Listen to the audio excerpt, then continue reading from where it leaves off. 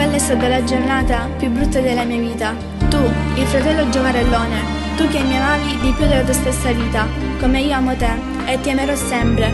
Ovunque sei, non smetterò mai di pensarti, perché la tua assenza è un continuo tormento.